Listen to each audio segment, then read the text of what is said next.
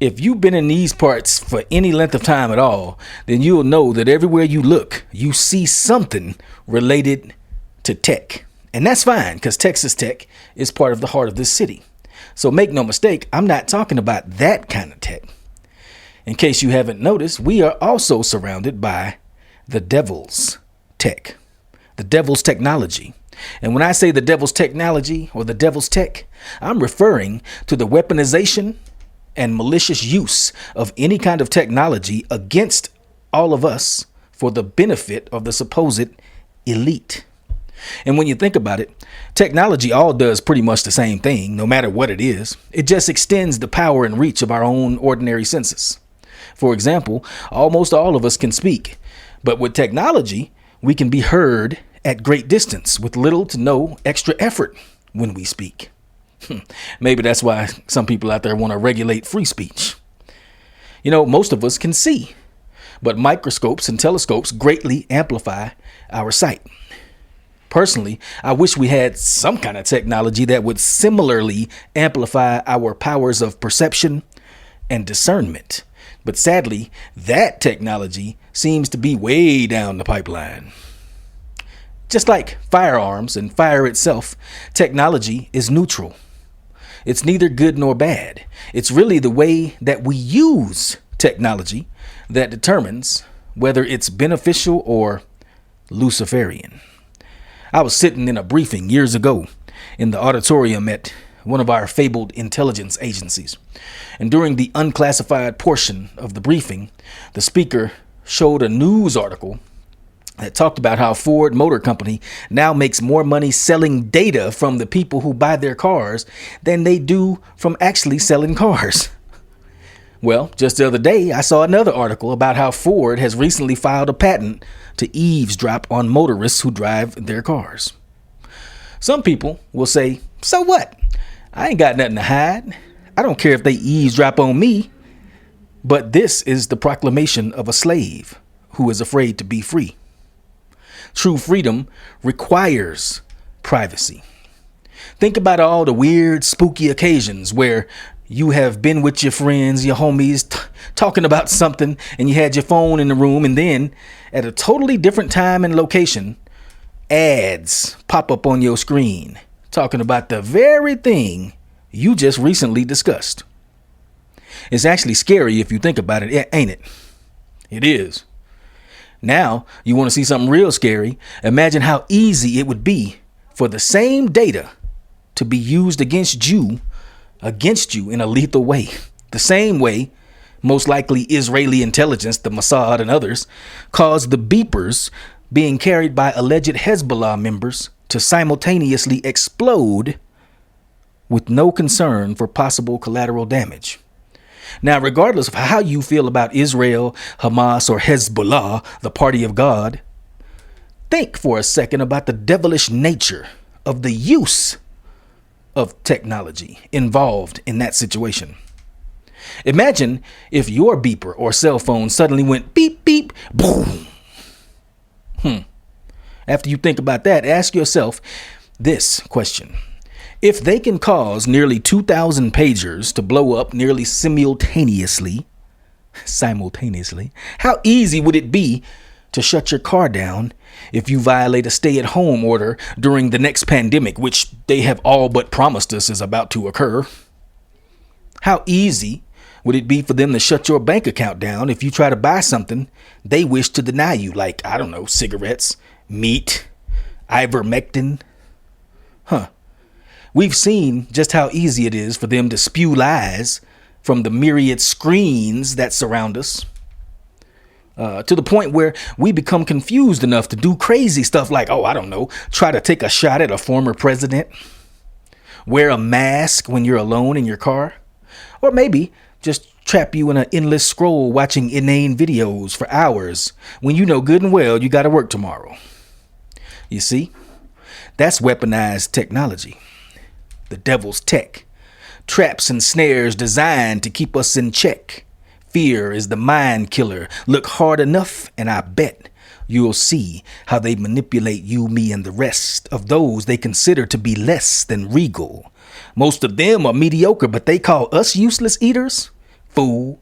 I'm an eagle, and my peeps are lions, tigers, and bears. They come from inbred scum, so ain't no way we supposed to be scared. They use devil's tech so a few can keep all of us deterred and arguing with each other about the type of chains we prefer.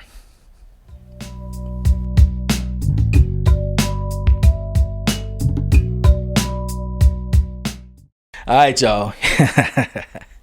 What type of chains do you prefer? Me, I prefer none. I don't care what color they is, blue, red, whatever. But y'all know what time it is, right? It's time to focus, LBK. Well, welcome to episode 55 of the Focus LBK show.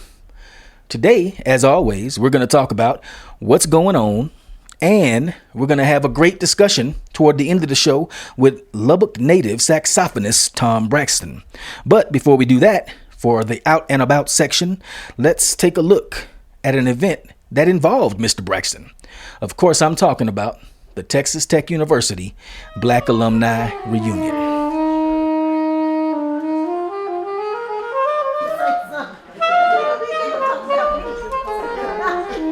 This past Saturday, the Roots Historical Arts Council hosted a mixer at Cavill's Museum of African American History.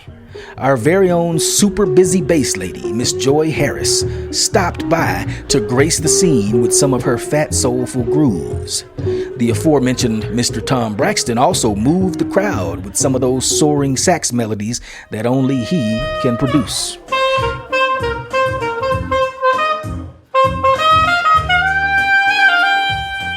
In between performances, Lubbock County Commissioner Gilbert Flores capped everything off beautifully when he donated $10,000 to the museum from Lubbock County.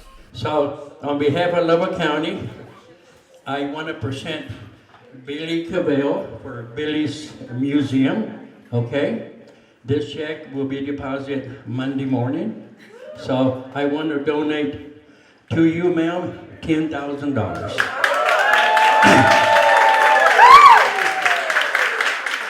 All in all, it was yet another classy and productive cultural shindig put on by Miss Shirley Green and the Roots crew. Well, that's what already happened. Let's jump into what's going on, shall we? Let me switch screens. Oh, it's that chicken-legged house. The Oddities Art Market is coming up September 28th, and if I'm not mistaken, that's this Saturday. September 28th, 2024, from 5 p.m. to 10 p.m. It is the Oddities Art Market. 35 plus local artists, food trucks, not just one, performers. It's going to be at the CASP 5GJ Gallery, 1106 5th Street. That is the Oddities Art Market. I'm going to probably be there, man. I'm an oddball myself, you know what I'm saying? Oh, check it out. On October 5th from 9 a.m. to 5 p.m. at the YWCA, Dr. Gaston Rougeau Burns is going to be putting on the Life Together 2024 Couples Workshop. Me and lovely wife plan on attending this. If you register before the 23rd, which, well, I think that's already over, you could have got 40% off. You might go ahead and try to see if you can still do that. They're going to be talking about conflict resolutions, how to fight fairly, how to listen actively, communication skills, and financial success. That's the Life Together 2024 Couples Workshop put on by the Family Center with Dr. Gaston Rougeau Barnes, presented by, of course, the 100 Black Men of West Texas. Moving on down the line, wondering where she is bound. Oh, I see where she bound. She going to the 4th Annual Catholic Charities Free Family Fall Fest, 6 to 8 p.m. Friday, October 25th. 2024. It's going to be at 1505 34th Street at the Resale Center. It's going to be free resources, games, candy, costumes are encouraged. Contact Candace at 806-765-8475. That's Candace at 806-765-8475.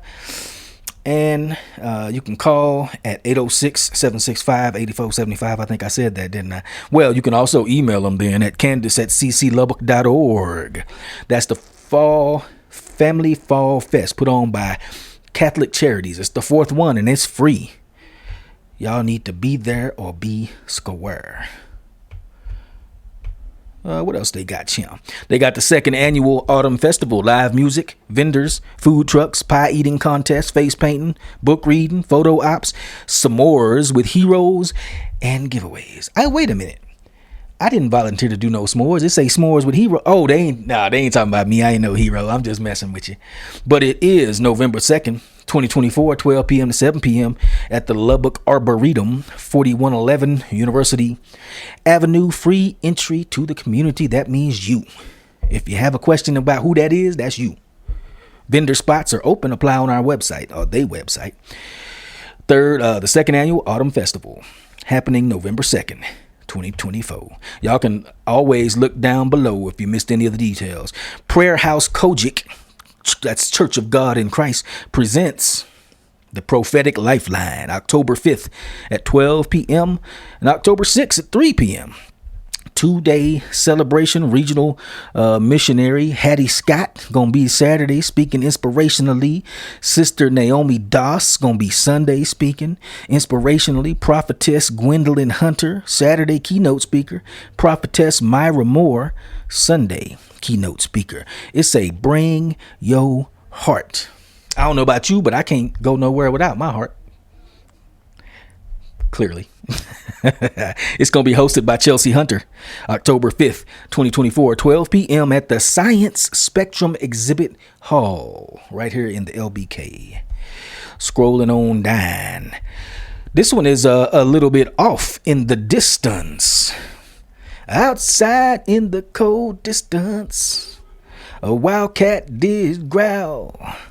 Two riders were okay, I'm sorry. That's Jimi Hendrix, All Along the Watchtower, originally written by Bob Dylan, if I'm not mistaken. One of my favorite songs of all time. However, what I meant to get into instead of that slight return or slight diversion was the third annual East Side Community Event. That's happening December 21st from 11A to 7P. That's December 21st, 11A to 7P. Quite a ways in the distance, but y'all know December 21st going to be here the day after tomorrow. You're going to go to sleep a couple times and look up and it's going to be right there. It's going to be December 21st. Everything you need, Tees and Choppers Cleaning Service are the ones that's putting this on. And it's got the West Texas DR. I don't know what dance recital troupe at WTDR. They're going to be dancing, look like, because they got a little dancer by WTDR. Third annual Eastside Community Event. Special guests, Lubbock Ballet Nutcracker, bringing the city to the E and showing love at the same time. Our hood, our kids, our family, our city.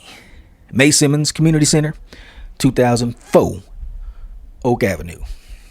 Yeah, quite a few good things. I really urge y'all to get on out to that real good little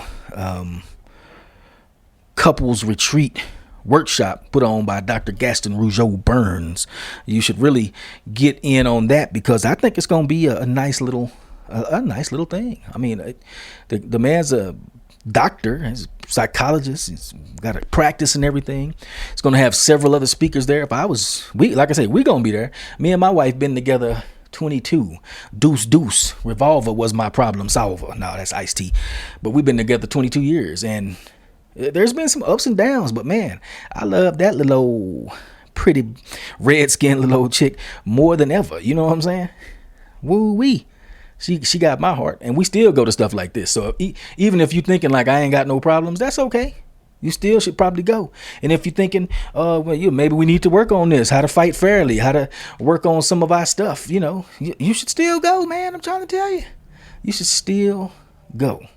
Well, without further ado, ladies and gentlemen, let us get on into the interview section of today's show. And like I stated before, we're going to have a real cool, laid back sit down and chit chat, goof to goo, as they say in Urdu, a little chit chat with internationally known, but Lubbock born and bred saxophonist Tom Braxton. So y'all peep it out right here.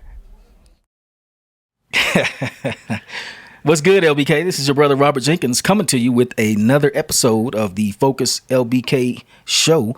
Today, our in-studio guest is Mr. Tom Braxton, world-renowned saxophonist. And you can't make the same joke twice. I said saxophonist the first time. It was funny, but since we kind of starting over on this one, saxophonist. That's how they say it in Europe, and it was funny the first time around.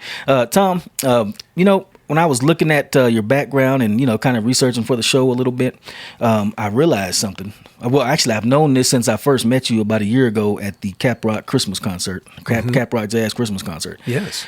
Your mother used to teach at Hardwick Elementary. That's correct. And she was right next door to my class. I was in Mrs. Wyatt's class, and she was right next door to Mrs. Wyatt. So I remember your mom. She never taught me, but I remember her.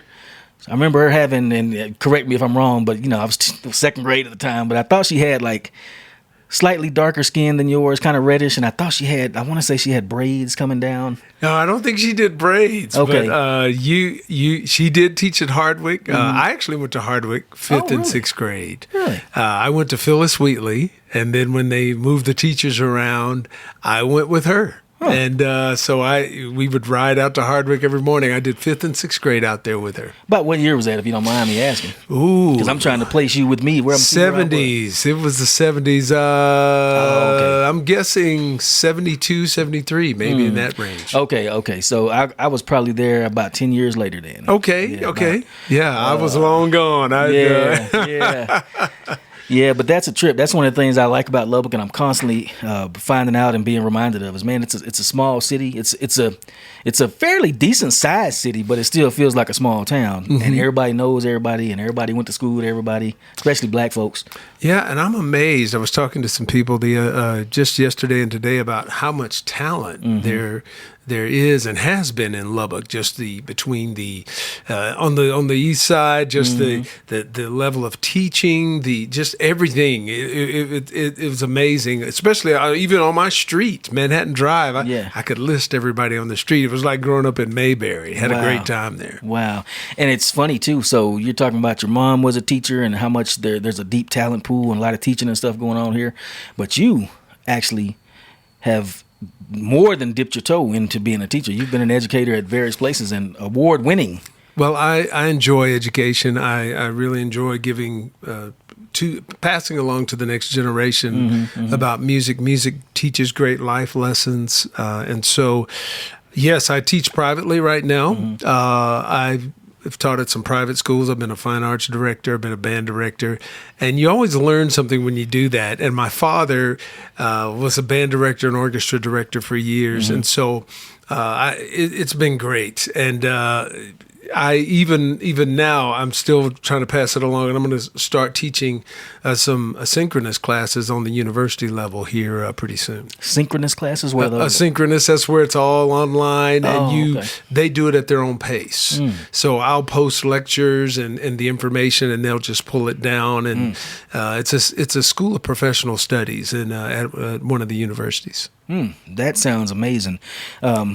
Just thinking about what you're saying there too, I wish they'd have had something like that when I was coming up. It's very popular now, especially for students that maybe they're older students, maybe they're working a regular job or they're military. There's a lot of military people that are doing that now because their schedule is a little uneven and they can just pull up everything whenever they want to, wherever they are, do the assignments, turn them in.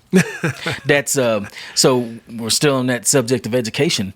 I discovered just before the show, I was in the military, and that's one of the things that I did, taking those online classes and stuff. But before I got into taking those, I would say my spiritual alma mater, I didn't graduate from Wiley College, but attended Wiley for about 3.5 years. And come to find out, talking about small world in Lubbock, Texas, your parents have a deep connection to Wiley College. Talk about that a little bit. Yes, it's a short story, but my father's brother, my uncle, was attending Wiley, and my father went to Tuskegee first. Okay. He went to Tuskegee for 2 years, which was my grandfather's alma mater. And my father was actually there right before World War II. Well, World War II had just started. And so the Tuskegee Airmen were actually out there training when he was there. And he was part of the Tuskegee Melody Barons, which was all of these schools had jazz bands back then. Yeah. So he was going, and so he took the summer off. and went and played all along the Eastern Seaboard, New York, Philadelphia, New Jersey. He played along there.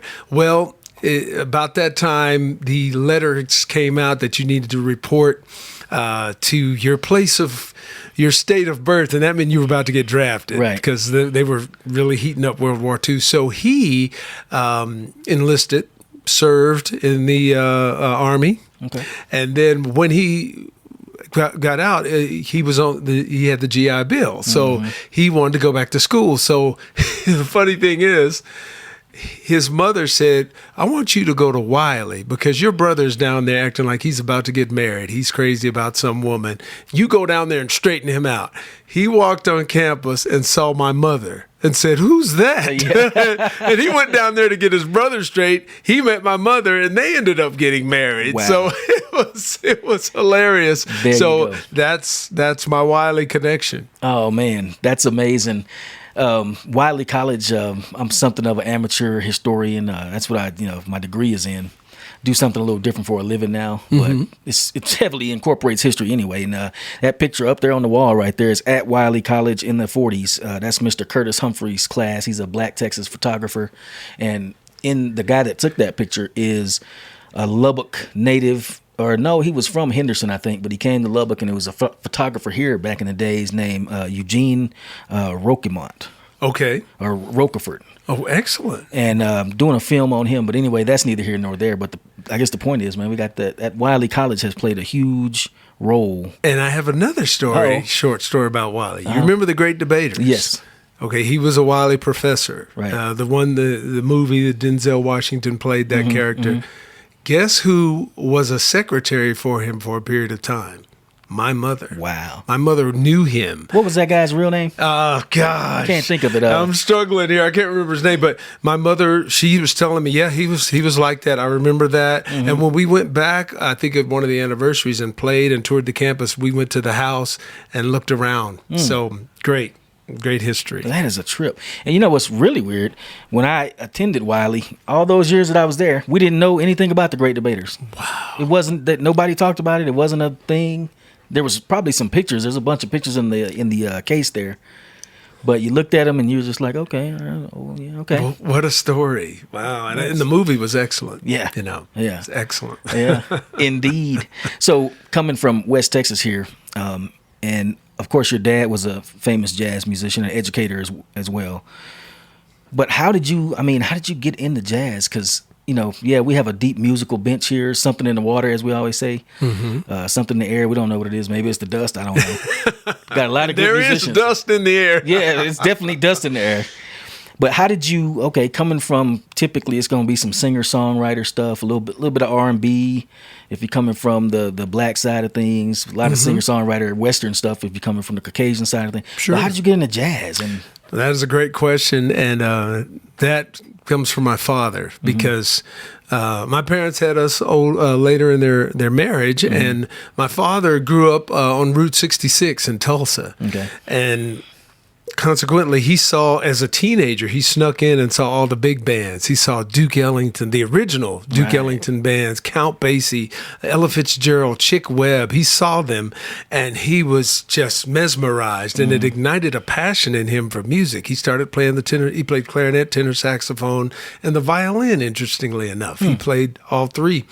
Because at that point, when you got to college, you couldn't major in saxophone yet. Wow. It was not considered a legitimate instrument. Wow. So he majored in clarinet as a music education major. But so I grew up listening to the masters of this music. He would always be playing Miles Davis, his favorite, Lester Young, Coleman Hawkins, Gene Ammons, Julian Cannonball Adderley, Dave Brubeck, Benny Goodman, you name it. That's what I grew up listening to. He loved to listen to music. And so then I kind of caught the fever. My sister was playing piano. I started playing piano first. Then he brought home an alto saxophone one day, and when I was about 10 years old, and I started playing that. And I started listening to what he was listening to, Stanley Turrentine and all those great masters. And then I added Grover Washington and Ronnie Laws and Spyro Gyra and David Sanborn and Michael Brecker to it.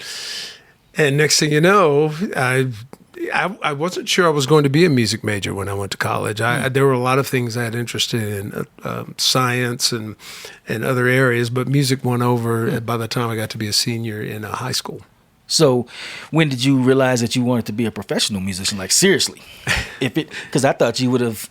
You said in high school that when you were thinking about, hey, let's do this music thing, but I thought it would have been like, at 4. No, I wasn't one of those. I wasn't one of those that the first time I looked at the saxophone, I knew. I wasn't one of those. Because I loved learning, and I had an interest in a lot of areas. Zoology, I loved astronomy. I'd go out at night and with my telescope and do all of that. Then I loved animals. I didn't know what I was going to do. I thought about being a doctor. Wow. Actually thought about science, the sciences.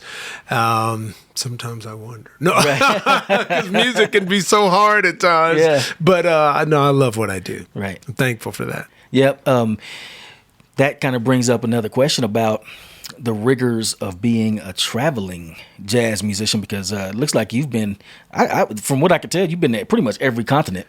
All across it, up and down them, and all over the place in Africa and Asia, Indonesia, just probably Europe, I'm sure, all across this country, obviously. Mm-hmm. Well, I love to travel. I liked it more, I think, in the past. Yeah. Now it's a little more of a hassle, but I love going to new places, seeing new audiences, exposing them to the music, and it's rigorous. It's especially the long trips. Right. But when you get there and you see the people's faces, I have some great stories about. I had never been to Africa, and then I started working with a guitarist named Earl Klugh, and he was huge over there. Okay. So we went with him. I went about 12, 13 times to Botswana, Zimbabwe, Mozambique, Ghana, Uganda, to name a few. Then I went back on my own a few times and loved it. And one of the highlights was one time I went and I just went by myself, and they hired African musicians to play my music. Oh, man. So we got to make music together. And the funny story is, we were in a rehearsal spot just a little bit bigger than this in part of Accra, Ghana. And they had just keys, bass, drums. We started playing. And then there was a knock on the door. A little bit later, a couple of percussionists came in. Okay. And they joined, and it was, this is great. Then there was another knock, and it was a horn section. Oh, man. And I hadn't sent any horn parts because I didn't know we were going to have horns, and they said, it's okay, we learned it anyway. Oh, yeah. So they all came in, and boy, there was about 12 of us in this little bitty room. I was packed in there. Oh, my gosh, it was so fun. It was just so beautiful what the flavor they added to the music. So I love it. It's great. And even with Keiko Matsui, I had the opportunity to go to Eastern Europe and Russia. Beautiful people. Absolutely wonderful people everywhere you go. I can imagine. What are the So that all sounds cool and romantic. I wish I could, but I know it's hard. It's got to be. What's some of the worst parts of being on the road doing all that stuff? Oh, the travel, the airport. Airports are really crowded nowadays. I hate airports. Yeah, I've had some horror stories of just trying to get places because sometimes people are traveling for work. Sometimes they're just traveling to go visit. Right. And I'm going for work, so it can be a little stressful. That's the main thing. Is just, and then. You can flights can get canceled, flights can get delayed, so sometimes you never know what you're going to get, that kind of thing. And then time zones and different things like that. But it's okay. It's funny. I had a funny story. We were traveling somewhere, and Sharon, my wife of 34 years, goes with me sometimes. She's awesome, and she's a great traveler. So it was 3:30 in the morning at DFW Airport at the remote parking lot, and it was pouring down rain, and we're waiting out there for the transport to take us to the terminal. And I looked at her and I said, nobody sees this part of it. Right. Yeah. So I think later on you're going to be doing something with Joy Harris today. Yes. Yeah. So she was on our another podcast that I produce called LBK Rhythm and Roots. It's with the city of Lubbock. Nice. So it's basically local musicians come in and talk to the host, Jason Robertson, and then they actually play a little 4 or 5 song concert, and we put that out. So when she was there, she hitting on just that. She said, yeah, I love being a musician. I love being based in Lubbock, Texas. And he said, but sometimes it's the ups and downs. Sometimes you're like, wow, I can't believe this is me doing this. And other times you're in the rain on the side of the road, changing a flat, trying to get to the gig. Like, oh man, I can't believe this is me doing this. Well, every job has its ups and downs, and I'm thankful that I get to do something that I really enjoy, because the music business is challenging. It has its just like any profession, but it has so many more positive things than negative. Yeah. So let's shift a little bit into the music itself. And I'm kind of curious, when you were in Africa playing with those guys in that little shoebox, did any of that, because from what I understand, they have a lot of syncopated rhythms and those multi, I don't know how to describe it, but drum parts that percussion is playing on many different levels of rhythm. Did any of that sneak into the music? Were you, was that a challenge? Was it fun? Yeah, we actually did a little fooling around in the studio on one of my trips. I actually want to do some more of that. I'd like to incorporate some of their musicians. I met a sax player. We hit it off, named Stephen Betty, and we had a great time. And I was like, somehow I've got to pull all this together and do this international thing with them, because music is a universal language. You can take it anywhere and play it. And we were communicating. I remember going to a park, and there were these 4 musicians out there just playing in the park. I can't remember which country it was in Africa, and the drummer was really good. It was clean. He was playing, and they took a break, I went up and looked at everything closely, and he had made the drum kit. Wow! It had all kind of goat skins and different things on the heads of the drums, and the hi-hat was made out of bicycle spokes. Wow. The bicycle gears, I should say. He took some bicycle gears, put them together, and he had it working. Wow. The bass player had made his own bass. Oh, Just man. the ingenuity was incredible. Wow. That reminds me of hip hop, and I wanted to touch on that because I came to jazz from hip hop. Funny thing is, back in the day, some of the cats I used to listen to would say that hip hop was just like jazz. I think it's a Tribe Called Quest said, "Well, don't you know, hip hop my dad said hip hop reminded him of bebop," and went on with that verse. And I was like, I don't really get it, but I'm a wannabe musician. I got a few homemade tracks out there. It's all right, jazzy flavored hip hop, and I never did get what he meant by like what do you mean with this affinity between hip hop and jazz? Well, my brother is a pretty good little hip hop artist as well, and he told me like his writing style, it's not even writing, it's reciting. Okay. So he'll have the track playing and say something. Oh, that sounds good. Keep that in mind. Say it. Oh, wait, this goes with that. Say the first part and say that second verse, and the next thing you know, you got four bars there. Next thing you know, you got 16. So in other words, he'll write a whole song without having written anything down. He's just doing it in his head. Wow. And I'm like, you don't do that. That's some Jay-Z mythology from the studio. Come on now. Come to find out, I started messing around with it, and I was like, oh, you can do that. I can do it. I'm not great at it, but I'm like, I just did a whole verse, and I didn't even write it down, and I know it right now. Not right now. But the point is, I think, just started understanding that about a year ago. That might be some of the link between hip hop and jazz in my mind. Is it that whole improvisational style? Hip hop is meant to be live, really, and it's meant to be freestyled sometimes. It's like the highest form of it. Well, I think that jazz has influenced lots of different kinds of music. In the sense that some of the chords I hear, even in pop and country and other styles of music, I think are jazz influenced. I think with hip hop, and I love this Ronnie Jordan, guitarist from the UK. And you're right. I think there's an improv concept, but I also think the rhythms themselves, because hip hop swings, and that's jazz. That was straight ahead. So he took an arrangement of Miles Davis's "So What." It's one of our favorite songs. And so he did it up tempo, and you have to hear it. But what he did was he started it straight up, just it's just swinging. Yep. Then all he did was put a backbeat to it. Yep. So it was hip hop right there. but the basis of it was swing. Mm-hmm. So there is a relationship there rhythmically as well. Mm-hmm. So what is I find that I'm for some reason attracted to I guess you call it hard jazz or straight ahead jazz. I don't know what it is, but so there's like smooth jazz, and that's real good. That's real smooth. It's real good to like roll in the ride to, lean back on a country road or going Yes, somewhere. sir. But what's the difference between? And first of all, do you call it straight ahead jazz or like hard bop Straight or- ahead. Well, actually, it's interesting because in grad school, I took a jazz history class and got a little bit of definition about those different names. But it can be called traditional jazz. It can be called straight ahead.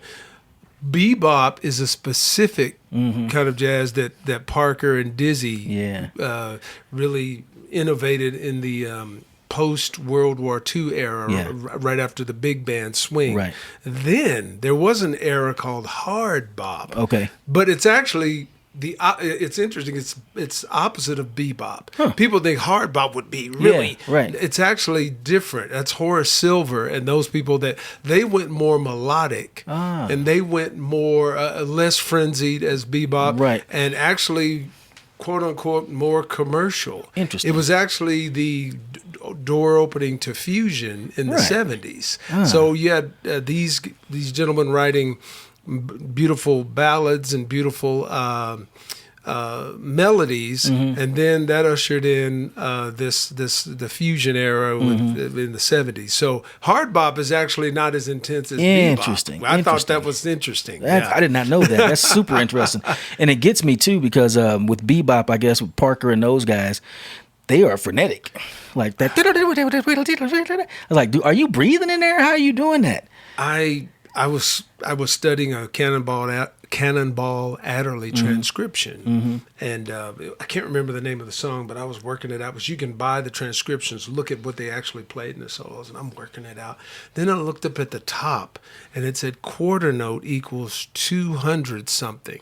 That is amazingly fast. Right. So these guys had a brilliance. Their technique was incredible. Parker was an anomaly. He actually was one of a kind, and he just started the ball rolling, and then people, Diz, and it was bebop. It's funny. The more I grow, and I don't claim to be like any kind of jazz historian or scholar or anything. Just somebody that used to read liner notes on my favorite hip hop songs and be like, "Oh, they sampled so and so by Miles Davis. All right, well, let me listen to that. Oh, that's dope. Let me get that. Oh, they sampled this. Let me get that." So that's how I got started. And just listening to some of those guys, man, it's like the virtuosity. I think right now, though, my favorite guys are coming out of England. Oh, really? Yeah, we just went down to Houston a few months ago, last December, and saw, what's his name, babe? Yeah, Yusef Days, drummer out of Britain. Okay. Brought his crew with him and grabbed a keyboard player from Texas somewhere. But, man, Do you remember who the keyboard player was? I can't remember his name, but, man, they were jamming. And you talking about some African rhythms, and he's a very hip-hop influenced drummer. Okay. So he's drum-centric on his tracks, just killing it. So And his name is Yusef Days. Okay. Yeah. Somebody for me to listen to. Yeah. And I guess the other question that I'm kind of angling around toward is there's really two. I saw where you liked Steely Dan quite a bit. You played some of their songs. Yes. What was that? Peg? Yes, we recorded Peg and, on the Imagine This project. Right. What drew you to Steely Dan? Well, I love the music of the 70s. Okay. What I liked most about Donald Fagen and Walter Becker was they were able to combine creativity with commercial success. And that's difficult to do. They were able to, within the first few notes, you knew it was their writing. But yet, they weren't so eclectic that the regular populace couldn't understand what they were doing and enjoy it. And I think, it's my philosophy, that one of the important aspects of music is communication, that you understand what I'm saying. You may not be a musician and understand all the technical aspects and everything, but that you're feeling what I'm trying to say. And they did that, but they did it in such a creative, capacity. And that drew me, that because that's what I like to do. I don't want to sound like everybody else, but I don't want to be so far out there that it's like, I don't know what he's doing. Right. You know, so I think a combination is good. You're unique, you're creative, you sound different than other people, but you also have commercial success, because there are a lot of sax players. Especially in contemporary or smooth jazz. And by the way, smooth, just so you know, audience, was kind of created as a business term. Okay. It was kind of created by the radio industry to give this a name. Right. But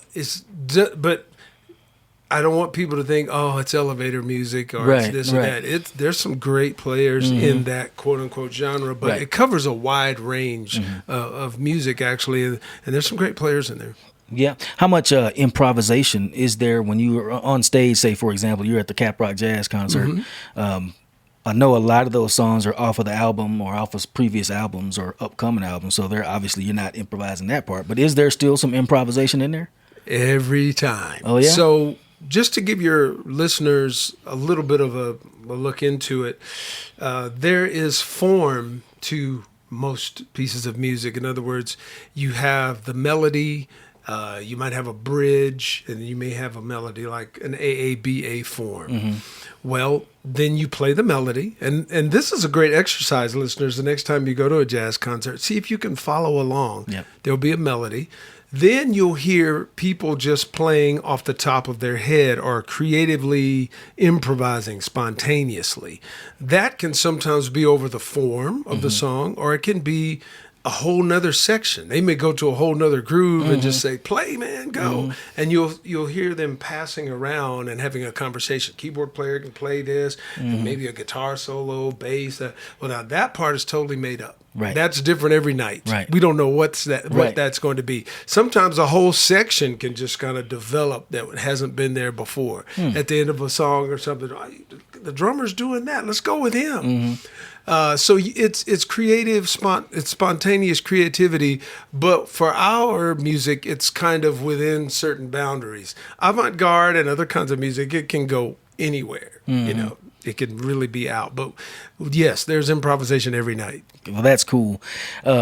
I got a project that we're going to be trying here, hopefully in a few months. It's going to be like a poetry night, open mic. And that's one of the things I want to implement. And I ain't going to say too much about it because somebody snagged my idea. But, don't steal.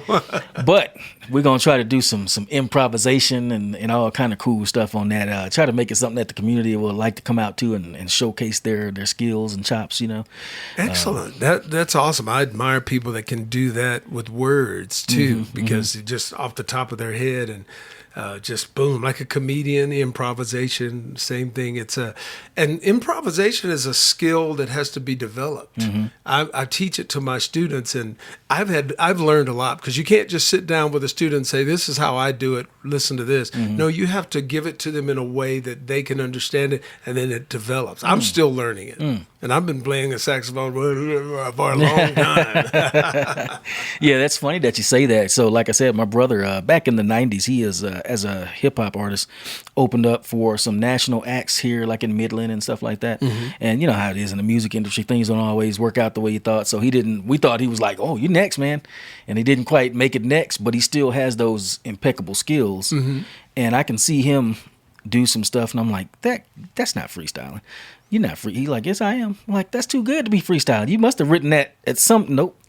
And then I'm starting to realize, like you said, okay, if I go home and I sit in my studio and put on a track that I've made and you just start saying what you feel. And then here's the funny thing that I'm discovering. I guess this is the question. When you are improvising, I've discovered for me, I cannot try to think about what I'm saying. If you try to say, oh, I'm going to say this and I want to have a message about, no, you just lost it. Nothing's going to rhyme. It's going to suck. You're going to have to stop. If you just close your eyes and talk, though it comes from somewhere. Well, interestingly enough, when I was in grad school, I did some papers on improvisation because of the way it's used for music therapy. It's a different part of the brain. And what happens is things that you already know, they're over in this file cabinet. Things that you're creating on the spot are coming from a different file cabinet. Interesting. In the brain. So with music therapy, they actually will just let people just make it up. And they find that it bypasses certain parts of the brain, and they can go in there and help them in certain areas where if it was by rote, they couldn't get there. Right. So improvisation is not the same as this is something I already know. Now you can prepare for it. Right. And I believe in that. I believe in giving students the tools, the scales, the chords, the different things. Then when you're in that environment, you can draw upon that. But there's a certain aspect of it that is coming from a different place. Cool. Speaking of improv and hip hop and the I don't know, the confluence of jazz, hip hop, and improvisation and all that, in your album or on your album, The Next Chapter, you did a couple of pieces on there with Bob James, and he's got that, what is it called, Mardi Gras, Take Me Out to the Mardi Gras? Yeah, he's got so much great music out there. He's one of the most sampled artists. That's where I was hip-hop. going, yeah. Most people don't know that. Bob James, jazz pianist, older guy. Yes. And I thought, and you can correct me if I'm wrong in this, but I thought I used to read somewhere that he was not too cool with sampling. He was a little salty about people using so much of his music, but I think he started didn't tell him. He wasn't getting paid. Yeah. I think he started getting paid because now he's good. Right now he's on YouTube doing videos about how they sample his music. So I think they got the pay situation right. But how do you feel about that whole sampling concept? Then is it? Well, it's here to stay. It's not going away. I don't have a problem with it as long as you're giving due to where something originates and you're paying them for that. I don't think you should steal ideas. We all borrow ideas. Right. There's only 12 notes. Right. So there are things that people appropriate, a concept, an idea. I'll listen to something and go, I like the concept. I'm not going to steal what they did, but Right. it inspired me to go write my own. So I don't have a problem with the sampling. Bob he was so gracious to perform. I met Bob on the Smooth Jazz Cruise. Okay. I got to play with him. Interestingly enough, the first time I played with him, he wrote a song for that right before that cruise called Sea Goddess. Okay. And he hadn't performed it at all, and I don't know if he's performed it since. That night, or on the ship, we recorded it. Wow. And he loved the recording of it. And he was gracious. He paid us for the recording and everything. And he said, someday I'm going to use this. And so years went by. So then I'm at home one day, and my phone, I get a text from Brian Simpson, who's an amazing keyboardist, and he was music director of the cruise in the past. He said, did you play on Bob James this Sea Goddess project song? And I went, I think so. And then I went back and listened to it on YouTube, and I said, that's me. Yeah. He said, well, it's on his Jazz Hands project, which is Grammy nominated. Oh, wow. So if you go to the Jazz Hands project and listen to Sea Goddess, I'm playing saxophone on That's there. awesome. That's But awesome. he's just a wonderful musician and person. So one more question about music a little bit, and then we'll kind of close it out. Quincy Jones once said, I can't remember, it was an interview or something I was reading one time. He was like, hip hop is good and all that, but he said one of their main problems, one of the things they lack in hip hop is arrangement. Explain to me, I think I know what arrangement is, but explain to me and the audience, when they say arrangement, what exactly is that? Well, in my mind, the way I think about it is it encompasses how the song is put together. The arrangement can be how the sections are laid out. In other words, I do the melody once, I go to a solo, then I come back to the melody, blah, blah. That can be the arrangement. The arrangement can also be how the arranger chooses to change the original chords or lay out the chord structure. It's different than the producer. The producer decides what the sounds are, who's playing on it, how is there going to be this, is there going to be that, to color it, to do all of those things, who's singing background vocals, blah, blah, blah. But the arranger decides how the song is actually constructed. And so maybe that's what he wants to see is better construction of the songs, perhaps, how they're... Because that's a big thing for me. I I listen to people. I love to see how they constructed the songs, and I think arranging is real important to how you convey the message of the song. Interesting. I was kind of close. I was pretty close. And does it have also to do with it's when certain instruments? Because a lot of times on hip hop, what'll happen is you'll have a track, you'll have your samples, and so you're limited with your palette if you're not playing other instruments with the samples. So you'll get like something that's kind of monotonous after a while. You know, you got your 4 bars that you've already looped up. And it's like, okay, sometimes you need to drop that saxophone out and bring in a tuba or something, or or a bass, drop the bass out and let somebody else do something. Now they might be thinking that is a secondary hook. In other words, they might be thinking, that's how people will remember that song, is that little line in there, that little this or that. Because there's some songs you don't remember much about the song except that line, that little part. So they could be using that as a marketing tool. Yeah, could be. Like, hey, you remember the song with the little so-and-so in it? That's mine. Yeah, could very well be. We'll go ahead and close it out because I know we got a lot of things to do. I think we're going to both be going down to Cavil's Museum here in a second. But is there anything that you would tell young musicians here in West Texas or wherever that are wanting to get embarked or get started on a jazz, any kind of music career, but perhaps specifically a jazz career? What would you tell them? What's the advice? Well, I usually tell young musicians 3 things. I will tell them to really perfect or work on your craft. You need to be really good at what you do, whatever it is. If it's singing, even if it's just beats, whatever it is, and I'm not diminishing that because that's a skill. Whatever you do, you need to be really good at it because it's very competitive. And sometimes, as Kirk Whalum told me many years ago, you get one time to make a good first impression. So you want to be really good at what you do. And if you are, the industry will come looking for you sometimes. It's like, once you get the word gets out. Number 2, I tell them to know the music business because it is a business. They didn't tell us that when I was in college. Right. It was more along the lines of just be a good musician, know your scales, but they didn't tell us much. They do better now in education, but you need to know the business. You need, how does this work? Right. What's my brand? You have to know those things. You can be a purist if you want to and go, well, I don't deal with such things, but you do. I think you need to know how it works. If there's an artist that you really admire, shadow them. Know what did they do? How did they get in? So study it, learn it. Number 3, I tell them to be professional. In other words, show up on time, do your homework. I get called to do things sometimes, and they don't babysit me. They just say, hey, they show us such. Here's the music. We'll see you there. Yeah. Nobody follows up. Is everything okay? Right. No, you show up. You do your job. You're on time. Dress appropriately. If it's this kind of gig, don't show up looking like that. Right. Be detail oriented. There's a knock on musicians. Well, they're a musician. Be business minded. Be corporate minded. That will take you a long way. Because the good and bad reputation travel quickly.